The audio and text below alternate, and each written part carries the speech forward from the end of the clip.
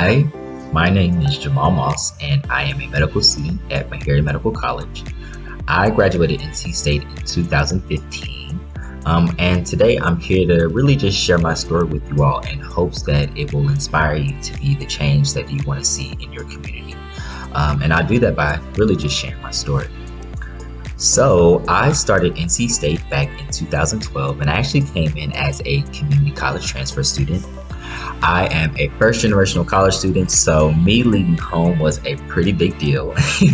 Honestly, I was really nervous to get on campus, but at the same time, I was super excited to be in an environment that encouraged me to explore, think, and grow. So when I got to campus, y'all, I hit the ground running.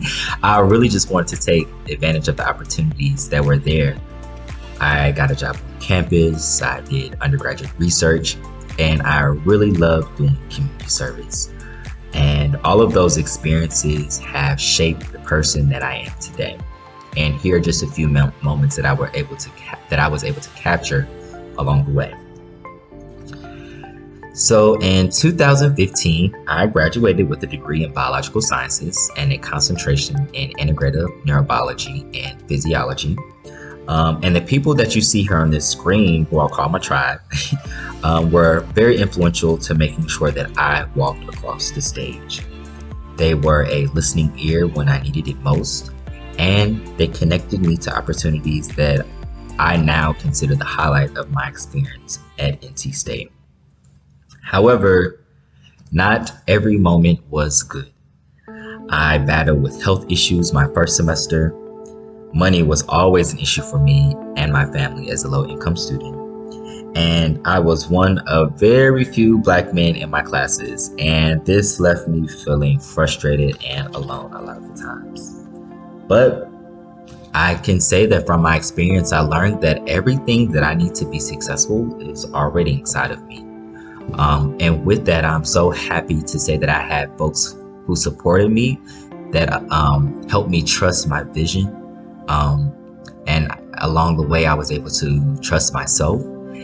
And although there were moments when I doubted myself, I learned that I'm a powerful person and I am more than enough to be in the spaces where we are having important conversations.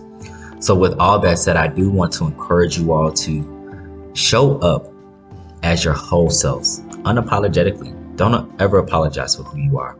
However, be ready to do the work so you can really dive into the person that you are, and you can really understand and put together the person that you want to be, and use your experience at NC State to learn about that.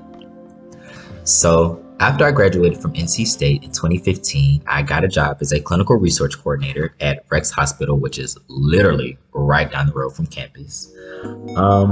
And although I worked at Rex Hospital, I was still very connected to the NC State community and my tribe there. I particularly stayed connected with Dr. Simpson, who you all can see in the bottom right corner there. She was actually giving a speech at the March of Sciences on that day. It was a really awesome time. And with Dr. Patasol, who's in the top left corner, who was my professor and really still serves as a mentor to me. And I actually got to work for her for a brief moment after I graduated. So with all of that said, it wasn't until really after I graduated that I began to wrestle with the relationship between our society and culture, policy, and science. So in 2017, I decided to actually enroll at Duke University in their bioethics and science policy program. And my research focused on public health ethics. So I was really interested to learn about the relationship African Americans have with science and medicine.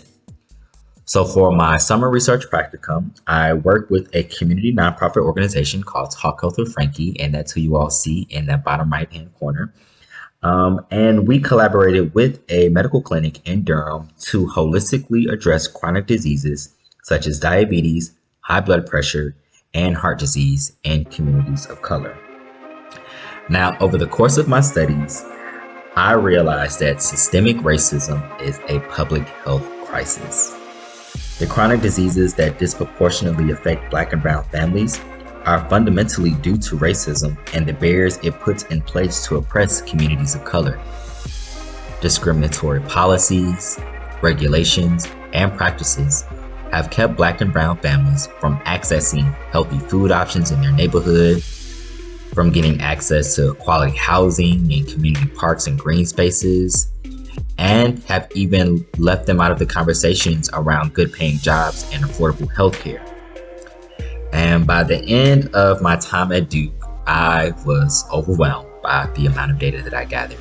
I felt powerless and I couldn't really see where I would fit in with making a difference in my community. However, I didn't let those moments or those feelings paralyze me. So in 2018, I applied to be a member of the Racial Equity Task Force, and I was selected by the Durham City Council to serve that role. Now, within that same year of 2018, I also graduated from Duke, which was also a very proud moment for me. And you all can see just a few pictures from that day. But it was after that I actually started the next chapter of my life. So in early 2019, I actually worked at NC State for a moment, and this is why being connected and staying connected with your community and tribe is so important. But I was able to serve as a support role to so many of the students that I got to know as an alumni. But a little later that year, in June, I actually enrolled in Meharry Medical College as a first-year medical student. And that picture on the right is from my white coat ceremony with my two younger brothers. So as a second-year medical student now, I am studying to be a family medicine physician. And I would also like to focus on preventive medicine, which really digs deep into the policy side and looking at the larger impact of health. But I also, officials from across the country have stated that systemic racism is the root cause of the inequitable outcomes seen in Black and brown communities. These families are less likely to have health insurance, but are more likely to face stigma and discrimination once they do get care. This is why we need strategies to dismantle structural and institutional racism that are community-based and rooted in restorative justice. We can't do this alone, so no matter your background, your discipline, we need designers, we need business managers, educators, engineers, anybody that you could think of to be a part of this conversation, because we can't do it alone. It's going to take the work of this nation and all communities to really make sure that this movement is successful. Now, before I leave you all, I would like to give you guys a mantra or a quote by James Baldwin, and that is, "Our crown has already been bought and paid for. All we have to do is wear it." And with that, I hope that you all will come to NC State and remember that you define your own success. No one else does. So be true to who you are and do so unapologetically. Again, authenticity will get you far.